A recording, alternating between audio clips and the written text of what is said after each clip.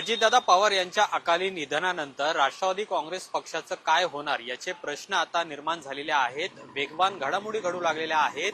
राष्ट्रवादी काँग्रेस पक्षामध्ये उपमुख्यमंत्रीपद जे अजितदादांकडे होतं ते सुनेत्रा पवार यांच्याकडे द्यावं, तसंच राष्ट्रीय अध्यक्ष सुद्धा त्यांना करावं अशा पद्धतीची मागणी आता जोर धरू लागलेली आहे आणि तशा पद्धतीच्या हालचाली सुद्धा सुरू झालेल्या आहेत.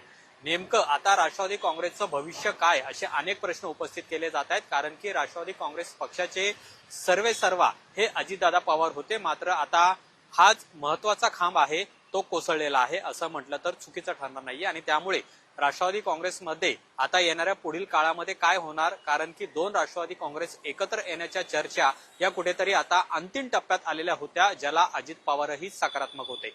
पण आता अजितदादाच नसल्यामुळे अनेक प्रश्न निर्माण झालेले आहेत. कार्यकर्त्यांमध्ये सुद्धा संभ्रम निर्माण झालेला आहे. या सगळ्याविषयी बोलण्यासाठी आपल्यासोबत राजकीय ज्येष्ठ पत्रकार प्रशांत आहेर आहेत, ज्यांना या संपूर्ण घडामोडींबद्दल अनेक माहिती आहेत, ज्या त्यांनी कव्हर सुद्धा केलेल्या आहेत. सुरुवातीला राष्ट्रवादी काँग्रेसचं भवितव्य काय आता पुढे अजितदादा नसल्यामुळे? राष्ट्रवादी काँग्रेसचे सर्वेसर्वा म्हणा, मालक म्हणा, हे अजित पवार होते. त्यामुळे अजित पवारांची जागा घेण्यासाठी पवारच लागतील. पवार सोडून दुसरी कोणी जागा ती भरू शकेल किंवा कार्यकर्त्यांना ती मान्य होईल असं मला तरी वाटत नाही. त्यामुळं या अँगलने जर आपण बघितलं तर सर्वाधिक स्ट्रॉंग नाव हे सुनेत्रा पवारच आहे, की जे तांत्रिकदृष्ट्याही ही पार्टी लीड त्यांना करावी लागेल. आता त्यांनी ती सरकारमधून पार्टी लीड करायची आहे की संघटनेतून पार्टी लीड करायची आहे, असा एक विषय याच्यातून पहिल्यांदा निर्माण होईल. आता जी काही दिवसभरातल्या घडामोडी आहेत त्यात असं एक चित्र पुढे येत आहे की प्रफुल्ल पटेलांकडे राष्ट्रीय अध्यक्षपद देण्याबद्दल चर्चा चाललेली आहे. तसं जर पार्टीची जर सुप्रीम सूत्र जर ही प्रफुल्ल पटेलांकडे जात असतील तर मला असं वाटतं सुनेत्रा पवार भविष्यात सरकारमध्ये आलेल्या असतील. सरकारमध्ये आल्यानंतर ज्यांनी कधीही सदस्यपदही विधानसभेचं म्हणा किंवा विधिमंडळाचं ज्यांच्याकडे नाहीये, अशा सुनेत्रा पवारांना डेप्टी सीएम करतील का याच्याबद्दल मला शंका आहे. मात्र त्या कॅबिनेट मिनिस्टर म्हणून नक्कीच मंत्रिमंडळात येऊ शकतात किंवा येतील अशी एक दाट शक्यता या ठिकाणी वर्तवली जाते. आणि नरहरी झिरवळ म्हणा किंवा ह्या बाकीच्या मंडळींकडूनही त्या संदर्भातली जाहीर मागणी या ठिकाणी झाली आहे. साधारण कोणत्याही याच्यात फार ज्या पार्श्वभूमीवर हे सगळं घडलंय किंवा घडणार आहे ते बघता सुनेत्रा पवार हा एकमेव ऑप्शन आहे असं मला वाटतं. म्हणजे उपमुख्यमंत्रीपद जर सुनेत्रा पवार यांच्याकडे देण्यात आलं तर ते तेवढं कॅपेबल असू शकतं का? कारण की उपमुख्यमंत्रीपद हे घटनात्मक पद नाहीये. असं असताना राष्ट्रवादी काँग्रेसचं एक महत्वाची व्यक्ती आता सुनेत्रा पवार या पक्षामध्ये असतील तर उपमुख्यमंत्री पदासोबत इतर खाती सुद्धा त्यांच्याकडे दिली जाऊ शकतात का? तशी काय शक्यता असू शकते का? मी तेच म्हटलं की आतापर्यंत कधीही सुनेत्रा पवार या विधिमंडळाच्या सदस्य नाही, त्यामुळे त्या उपमुख्यमंत्री असतील का याबद्दल मला शंका आहे. मात्र त्या कॅबिनेट मिनिस्टर नक्की असतील. अजित पवारांकडचं समजा फायनान्स म्हणा, एक्साईज म्हणा, यापैकी एक्साईज खातं त्यांच्याकडे नक्कीच दिलं जाऊ शकतं. त्याचे ते फार काही शंका घेण्याचं काही कारण नाही असं मला वाटतं.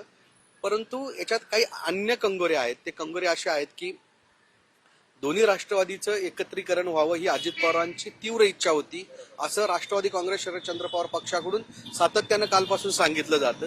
त्याच वेळेस राष्ट्रवादी काँग्रेस जे अजित पवारांचे आहेत त्यांच्याकडून अशा प्रकारचा कुठलाही प्रतिसाद अद्यापर्यंत सार्वजनिकरित्या दिला जात नाहीये. त्याच्यापेक्षाही नरहरी झिरवळ म्हणा की अन्य नेत्यांकडून सुनेत्रा पवारांचं नाव पुढं केलं गेलेलं आहे.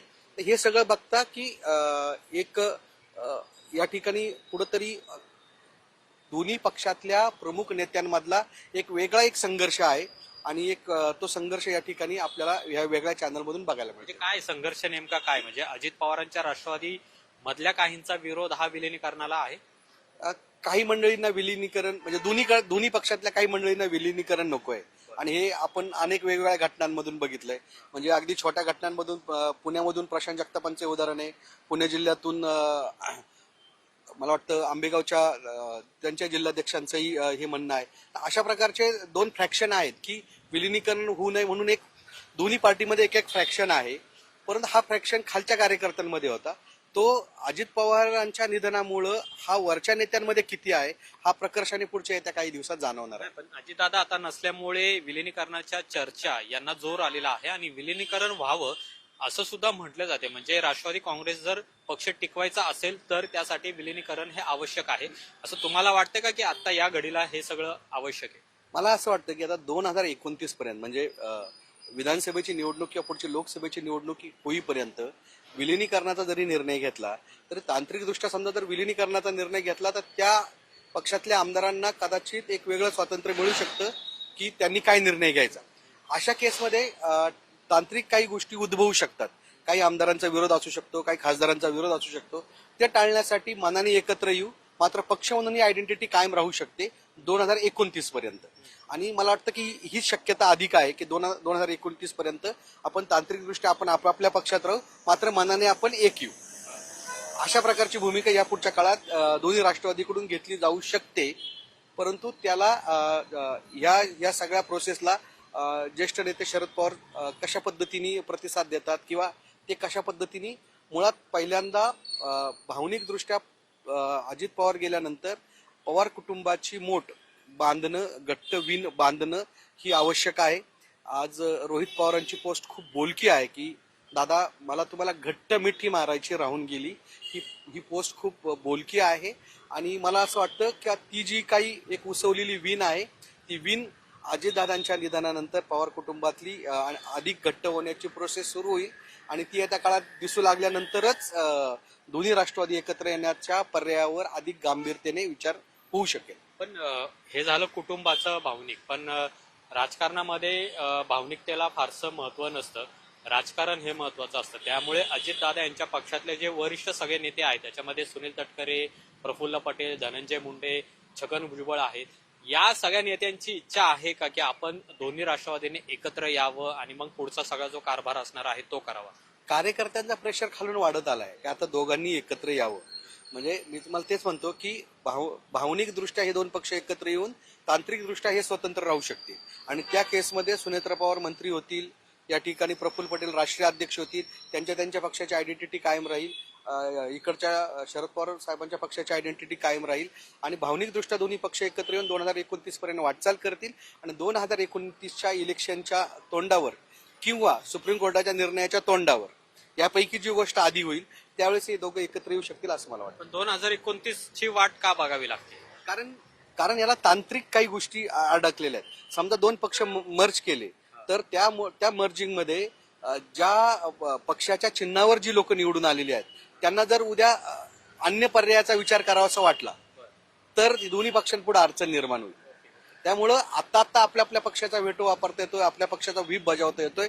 त्यांना इंटॅक्ट ठेवून भावनिकदृष्ट्या आपण एकत्र येऊ. जसं महानगरपालिकेला एकत्र आलेत, जसं जिल्हा परिषदेला एकत्र आले, हीच प्रोसेस पुढे कंटिन्यू राहील. पण पेच निर्माण झालाय मग अजितदादा नसल्यामुळे, कारण की अजितदादा असताना त्यांनाही वाटत होतं की दोन्ही राष्ट्रवादीने एकत्र यावं.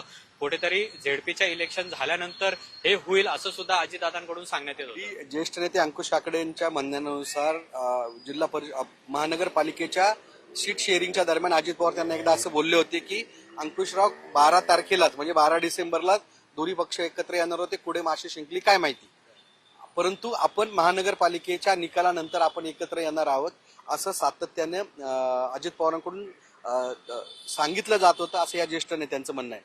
माझी पण एक माहिती अशी आहे की नुकतीच जी काही महानगरपालिकांच्या निवडणुकीच्या आधी अजित पवारांची जी केंद्रीय गृहमंत्री अमित शहाबरोबर भेट झाली होती त्या भेटीमधलं प्रमुख कारण हे दोन्ही राष्ट्रवादीचं मर्जर हेच होतं. त्याला भाजपने कसा प्रतिसाद दिला किंवा त्यांच्यात काय बोलणी झाली याच्याबद्दल फार तपशील नाही, पण त्या भेटीचं मुख्य कारण हा दोन्ही राष्ट्रवादी एकत्र येणं हा होता. माध्यमांमध्ये त्याचा असा एक अँगल आला की खाली सरकारमध्ये ताणतणावाची परिस्थिती म्हणून अजित पवारांना भेटायला गेले, परंतु माझी खात्रीशीर माहिती अशी की अजित पवार हे दोन्ही राष्ट्रवादी एकत्र करण्यासाठीच दिल्लीला गेलेले होते. खूप खूप धन्यवाद. तर हे विश्लेषण केलेलं आहे की राष्ट्रवादी काँग्रेसचं भविष्य काय आहे. जरी आता भावनिकरित्या या दोन्ही राष्ट्रवादी काँग्रेस पक्षातील पवार कुटुंबीय आहे हे जरी एक येत असलं तरी तांत्रिकदृष्ट्या एकत्र येण्याला किंवा मर्ज होण्याला बराच कालावधी लागू शकतो. त्यासाठी 2029ची वाट सुद्धा बघावी लागू शकते. पण महत्वाचं म्हणजे आता या सगळ्या घडामोडींनंतर अजित पवारांच्या निधनानंतर ही सगळी पक्षाची सूत्र ही प्रफुल्ल पटेल आणि राज्यामध्ये उपमुख्यमंत्रीपद हे सुनेत्रा पवार यांच्याकडे जाऊ शकतं अशी सुद्धा शक्यता आता वर्तवली जात आहे.